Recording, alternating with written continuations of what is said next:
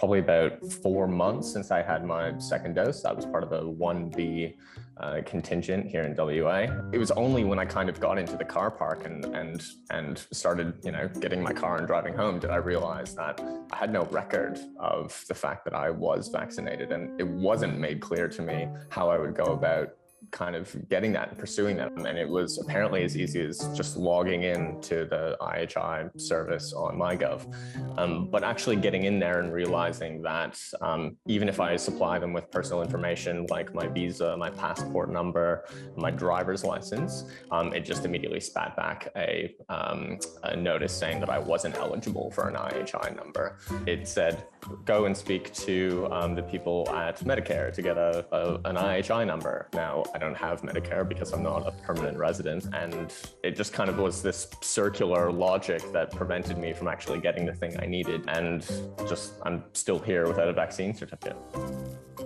At the pharmacy where I got my second jab, didn't put my full name on the vaccination statement, so it didn't link to my MyGov account. They said my name was too long and it wouldn't fit on the namespace that they had for the statement.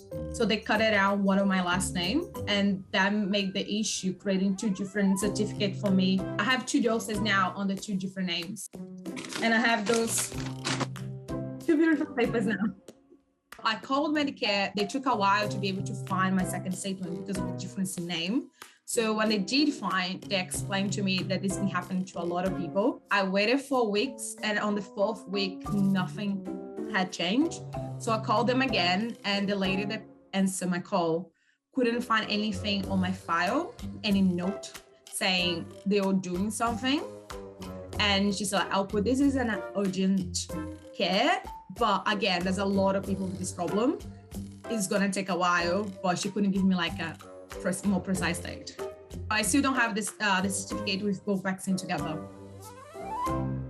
Oh, Nikki, it's one of those things you would think we might have ironed out by now, wouldn't you? Like people's maiden names, or just someone's got just one name too many and they just chop it off, and she's lost down this rabbit hole of bureaucracy. Yeah, look, it's a bit of a shame, but I do feel a bit sorry for, I feel obviously sorry for the people concerned because we need to get that ironed out. But so much of what we've been through in the last 18 months, it's about getting things done super quickly.